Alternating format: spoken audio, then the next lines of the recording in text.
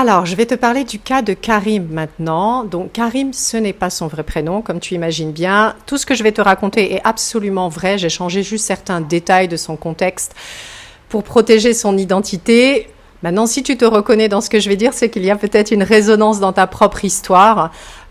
C'est ce qu'il faut en tirer comme conclusion. Pour te donner un petit peu le contexte de notre cher Karim, c'est quelqu'un qui occupe la fonction de DRH groupe dans un conglomérat panafricain diversifié qui fait de la distribution du service, de l'industrie, qui a une dizaine de pays à peu près dans son actif, donc c'est un joli périmètre. Évidemment, il est membre du comité exécutif du groupe, il pilote la stratégie du capital humain, la conduite du changement dans un moment très critique parce qu'il y avait, c'est un groupe qui était en pleine croissance externe, donc il faisait beaucoup d'acquisitions avec des grands chantiers de transformation. Il présente directement, en fait, il reporte directement au président, d'accord? Donc il va dialoguer également avec les actionnaires qui vont lui demander son avis sur certaines décisions liées au capital humain. Évidemment, il va arbitrer les décisions structurantes sur pas moins de 10 000 collaborateurs sur son périmètre. Donc c'était quand même assez, c'est toujours d'ailleurs assez costaud.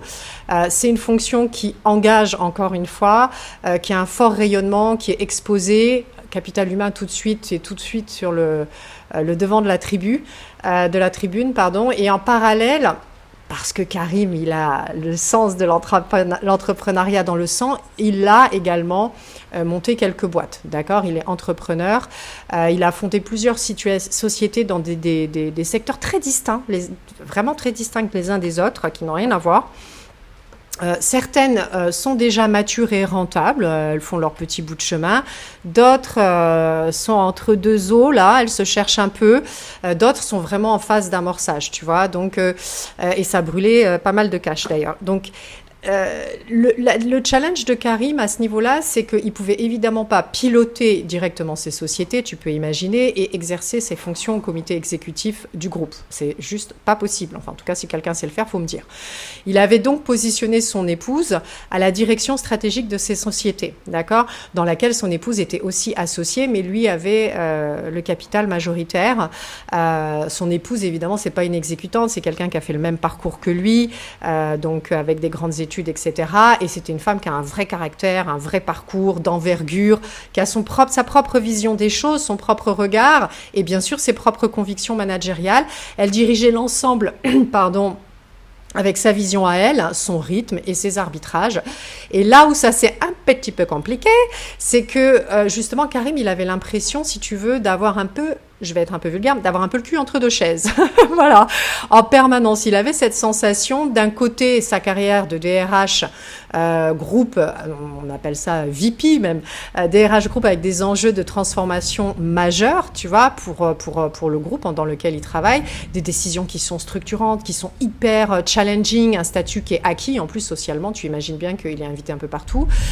De l'autre côté, des sociétés qu'il aurait voulu piloter lui-même parce qu'il kiffe ça, il adore ça, tu vois, mais juste il peut pas, quoi. C'est pas possible. Donc du coup, il se sentait vraiment coincé entre les deux, et au milieu, son épouse, elle prenait des décisions stratégiques qui lui semblaient en tout cas être les plus pertinentes et certainement à dessein, mais il avait cette sensation qu'elle décidait à sa place d'une certaine manière, évidemment pas comme il aurait décidé lui, évidemment pas comme il aurait fait, et c'est là où ça commençait à créer une situation un peu problématique, aussi bien au niveau de chacune des carrières des époux que même de la gestion des sociétés, parce que tu peux pas gérer une société en tirant de deux côtés opposés, c'est pas possible.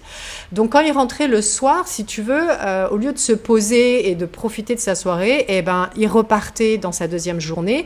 Sa femme, pareil, elle rentrait du taf, mais au lieu de se reposer tous les deux, il recommençait une réunion, il recommençait à travailler. Lui, il allait critiquer ses décisions, elle allait se sentir sur la défensive. Ils se comprenaient pas en fait, tu vois. Et ça, c'était un vrai sujet. Et elle vivait ça en plus comme un véritable manque de confiance parce qu'elle avait rien à prouver. Elle avait toutes les compétences pour. Et lui, c'était pas un problème de confiance dans sa perception des choses, ni dans sa conviction, mais c'était perçu comme ça. Et c'était vraiment une sensation d'intrusion permanente dans son périmètre de direction, tu vois. Du coup, le couple, il respirait moins. Les week-ends devenaient un peu des week-ends de boulot à couteau tiré, où on décide d'enterrer le sujet du taf pour ne pas s'engueuler, tu vois, c'était pas génial. Et les enfants au milieu. Alors, financièrement, évidemment, ça roulait, hein, comme sur des roulettes, t'imagines bien. Et Karim, en fait, il est venu me voir justement parce qu'il n'arrivait plus à trancher la décision, à savoir, est-ce qu'il reste salarié, est-ce qu'il saute le pas pour diriger ses boîtes, est-ce qu'il continue les deux, est-ce qu'il accepte l'épuisement dans lequel il était en train d'arriver. En plus, c'est quelqu'un qui est très spirituel. Et donc, du coup, il se sentait vraiment tiraillé dans tous les sens par rapport à ses propres convictions. Et avec cette sensation d'être tout le temps frustré, finalement. Tu vois, il se dit, mais pourquoi je suis tout le temps frustrée, en fait? J'ai l'impression de ne pas être à la bonne place. Quoi que je fasse, c'est pas assez.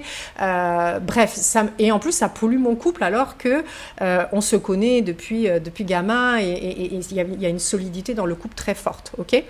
Donc, du coup, évidemment, le problème de Karim, c'était pas un problème d'arbitrage entre deux carrières. Il avait un problème de boussole, d'identité native, car il savait pas ce qui le portait vraiment. C'est-à-dire, il connaissait pas vraiment qui il était profondément. Et donc, rien n'était vraiment à sa place, rien n'était vraiment juste et tout tournait autour de lui comme ça, comme une girouette, sans qu'il arrive à savoir finalement ce qui est juste ou non. Et donc, finalement, tout le monde finissait par payer le prix, lui et tout son entourage. Évidemment, ça coule de source. Donc, la première chose qu'on a fait, c'est toujours pareil, c'est la boussole, reconnexion à soi immédiatement.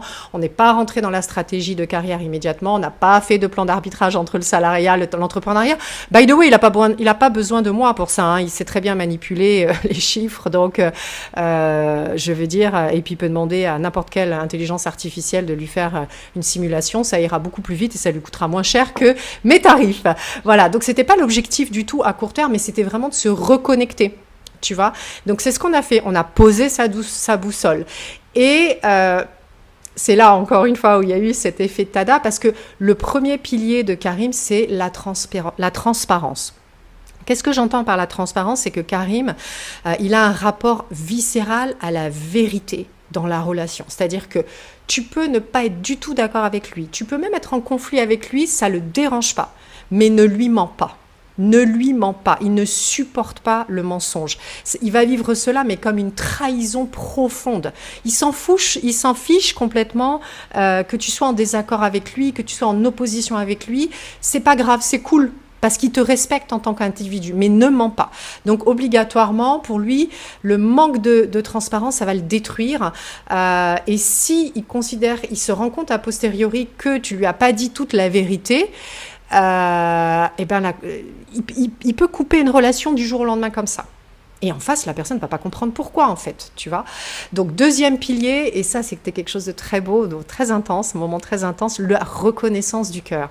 C'est pas la reconnaissance institutionnelle, c'est pas les médailles, c'est pas les trophées, les discours officiels, c'est cette reconnaissance qui vient du cœur, les petites pensées spontanées, sincères, désintéressées. Il m'avait raconté l'histoire de ses collègues qui lui avaient fait un anniversaire surprise, en complicité avec ses amis, enfin un truc super et tout, mais qui payait pas de mine. C'était très simple, c'était pas le grand truc, la grande éclatante, non. Et ça l'avait bouleversé. Voilà, j'en ai encore des frissons. Donc c'était vraiment ça, c'est cette reconnaissance du cœur spontanée, sincère et désintéressée. Ok ? Et donc ça le nourrit profondément. Troisième pilier, la construction. C'est un bâtisseur. Growth. Il aime voir les choses sortir de terre. Tu vois, moi, je l'avais surnommé le baobab parce qu'il aime voir les choses sortir de terre et il voit voir toutes les branches s'épanouir dans toutes les directions qui vont se déployer, etc. Donc et là, tu vois, la fibre de l'entrepreneur, elle est où? Elle est exactement à cet endroit-là et ça donne du sens à sa journée, ça va lui donner du carburant, ça va lui donner de l'ambition. Et donc, évidemment, quand on a posé ces trois piliers, on a compris très vite que Sa fonction de DRH Group était plutôt alignée avec sa boussole, au moins sur le pilier numéro 1, non, sur le pilier numéro 2, parce que quand tu es dans le capital humain, tu as quand même beaucoup de reconnaissance du cœur, même si à ce niveau-là de responsabilité, il y a aussi beaucoup d'enjeux stratégiques qui fait que, bon, le capital humain, des fois, il est un peu malmené, il faut dire la vérité, pour y être passé. Mais il y avait quand même la conduite du changement, donc cette notion de construction systémique, la gouvernance institutionnelle qui exige la transparence, même si, bon, des fois, il y a des petits trucs à côté. Bref, c'était quand même assez cohérent. Il restait sur sa faim quand même parce que à ce niveau-là de responsabilité et quand on est dans des groupes d'une telle envergure, il y a le discours, il y a la réalité, tu vois, donc on s'est compris, donc des fois c'était un peu, ça pêchait un peu. Par contre, surtout sur le pilier numéro 3, il pilote la stratégie, mais il ne la crée pas. Et là, il restait un peu sur sa faim. Là, tu vois, il avait le carburant de l'entrepreneur qui venait le titiller tous les jours.